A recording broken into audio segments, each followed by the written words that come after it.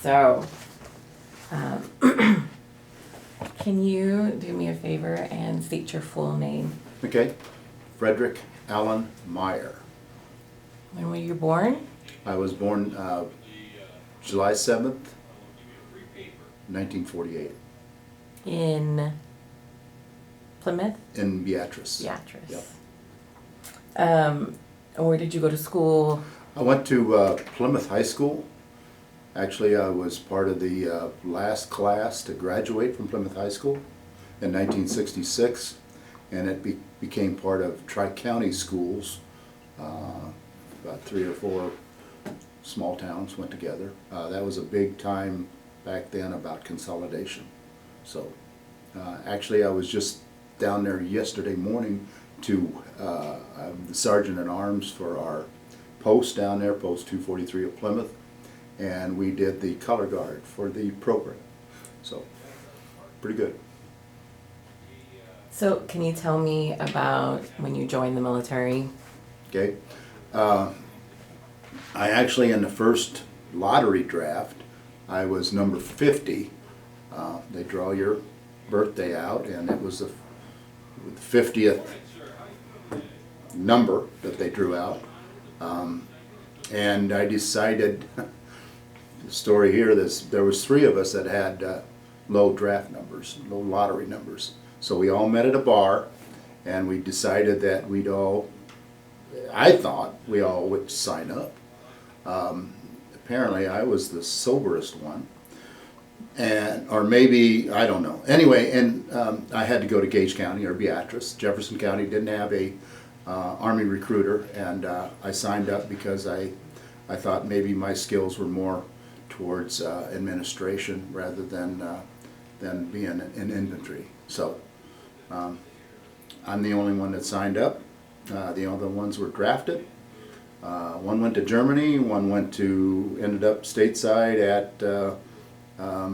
in Kansas, and the other one did go to Vietnam and became infantry, and luckily or not, he came back whole. So, good friend of mine. So, when you signed up, what'd you become?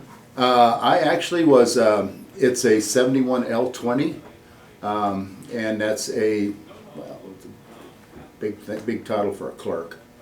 I had basic training at Fort Lewis, Washington.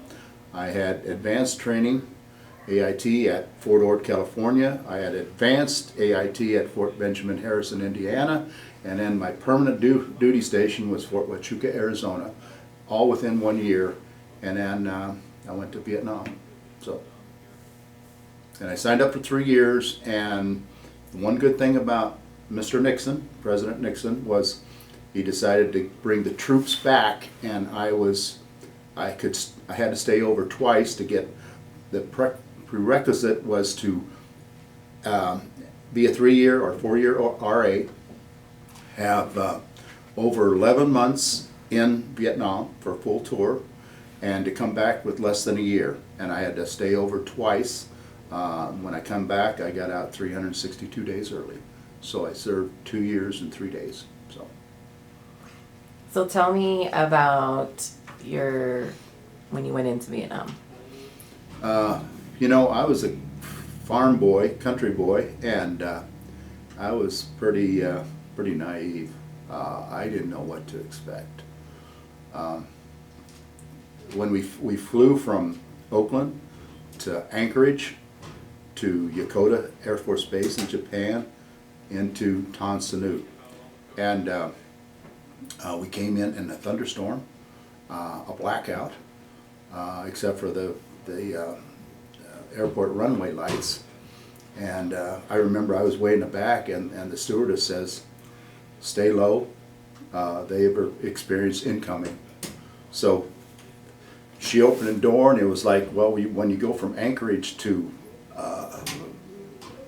Tan Son Nhut, Vietnam, it's like a blast furnace. So got off, ran low into this hangar that there was one light shining, and that was my introduction to Vietnam. Pretty scary. So yeah, and then when you have an APC in front of the bus and an APC in back of the bus, going to the 159th Replacement Battalion in Long Bend, where I was eventually stationed at. It's a rude awakening for somebody that's had a pretty sheltered life. How long were you there? I was there for 11 months, and I really, the time I spent there, I did do some patrols, I did bunker duty, I did tower duty, but it was really an 8 to 5 job, and pretty much had some weekends off, but volunteered for things, escorting guys that were AWOL from LBJ, which is Long Bend Jail, must have been named after Lyndon Baines Johnson, to the plane to make sure they went back to the States and ended their term of service there. Quite a deal, you know. You get guys that go AWOL and then they go through a village and they find them, and then you get handcuffed to them with their records, and you don't know what to expect, but most generally a lot of them were pretty docile, and they just wanted to, they had a sweetheart there and they wanted to stay there, and you can't do that. You fly home, you get out of the Army or whatever you were in, and then you pay your own way back. So that's the military way of doing things. So did you have to do that? Get handcuffed to an AWOL person? Yep. Oh, you did? With records in one hand and handcuffed in the other. So it was pretty interesting. And again, being naive and being a country boy, I didn't know what to expect. So it's like, wow, maybe I shouldn't have volunteered for this. But it turned out, again, it was a life experience, something that I remembered, and I felt sorry for him. I really did. So. Was that the only thing that you volunteered for outside of your normal job? Was there any Also, other? We actually were, where I worked was a big building, probably 300 foot long and 2 stories tall. There was 4 of them up on the hill at Long Bend. Long Bend was the biggest Army post in Vietnam. We actually had a compound, a general's compound located within our compound. So with their own guards and everything, so we were pretty prominent. And I volunteered also to be the supervisor of, I don't know, 10 or 15 Vietnamese women that come in and would clean our part of our building. So you had to kind of be on your toes with them, because they probably wanted to lift about it, you know. And I'm not. They were pretty good, so I shouldn't say that. The other thing I did, and I really enjoyed this, is with my background as being a farmer, I knew how to drive trucks. So I drove a deuce and a half to a orphanage before Christmas, and we spent some time with the orphans.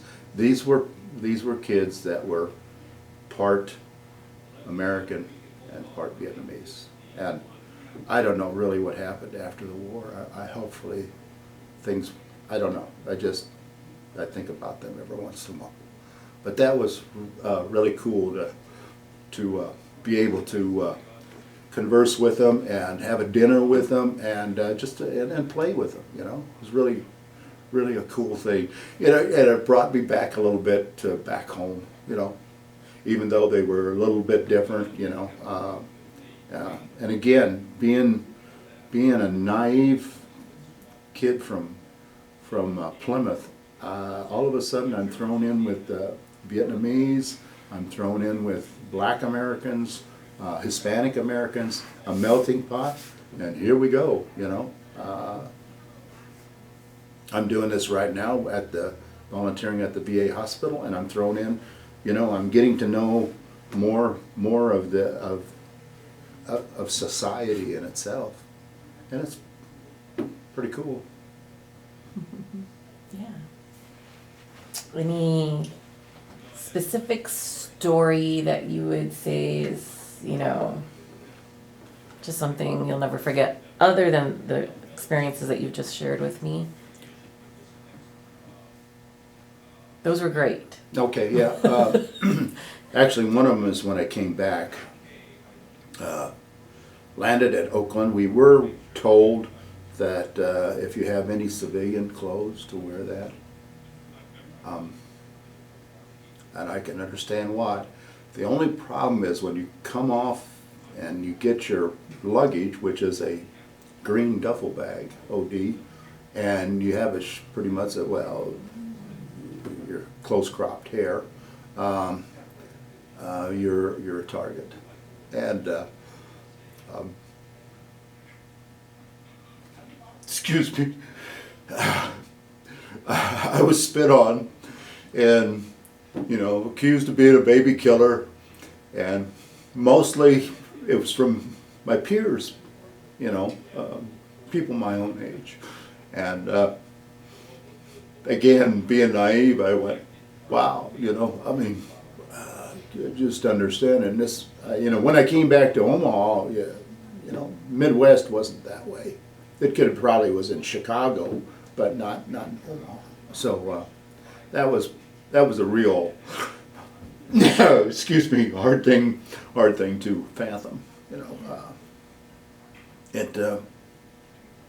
the way it was. You know, another story, and this is when I was in basic training at Fort Lewis, Washington, and our mess sergeant had various on the wall various awards for being a top mess in Fort Lewis.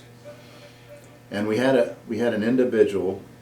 He was young. He was from New York, and he was pretty cocky. And we all lined up, and he came in there, and I wasn't that far away from him. And he looked down at the stuff, the food that was prepared, and he says, "This stuff looks like crap." Well, he had another word for it. And the mess sergeant happened to be standing there, and he says, "Oh, it looks like crap, huh? Maybe we should dig a latrine for it." So he was outside digging a latrine, 6 by 6 by 6. And then when he got done, he had to cover it up. So, all part of the way it is, you know, in military. You know, they break you down, and then they try and build you up. Yeah. So after you got back to Omaha, Mm-hmm. were you still in, or was this the end of your service? That was it. I was discharged, you know. Okay. I was discharged in Oakland.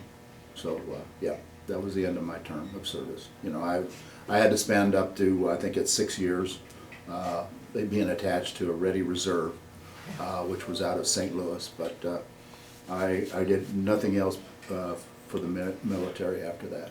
So I did join my American Legion post after a while. One thing about that is my American Legion post number 243 in Plymouth, they were all mostly World War II and Korean vets. And they weren't very accepting of Vietnam. Well, it was just, and a lot of the Vietnam veterans that came back did not feel like joining a post. They felt, I'm out of the military, I was in a war that was not very friendly to people, not very honorable, and but I had a father-in-law who was in World War II. He was with the 82nd Airborne. He jumped at the Battle of the Bulge, freed prisoners at Dachau, and excuse me, he was the personal driver for General Patton when he was in England. So he had a colorful career, and he helped me join the Legion. And I had another good friend of his that sponsored me. So that part was good, and I've been a member for 40-some years. So I'm the financial officer now. I'm also the sergeant at arms. So our Veterans Day is tomorrow in Plymouth, and it's the 75th anniversary of Veterans Day in Plymouth. We have it on Saturday because we This way we have the Tri-County Band can come, and also we have third grade singers from the school that come and perform. And we do that because that way it doesn't take away from the school year. So That's great. I just have one last question. One word that resonated throughout this interview was volunteering. You seem to be very philanthropic in that in your time and service. What other types of volunteer things have you done since you left the military? I have volunteered to serve on various committees in my hometown, and I've also volunteered on it's an advisory committee, veteran advisory committee in Jefferson County, which I no longer am. I have been selected to serve on the Veterans Advisory Committee at the hospital, which I'm very honored to do. My wife and I have also, because we've become very active in our church, Emmanuel Lutheran, and we volunteer for various committees there. I'm on the properties board. I'm also helping with being a facilitator at the church. So it's I always think it's paying it forward, leaving a legacy, so that excuse me again, that my grandchildren and my children, I have three daughters, two of them that live in Omaha and one of them that lives in Albuquerque, and actually the two of them work for NICO, which is part of Warren Buffett and Berkshire Hathaway. And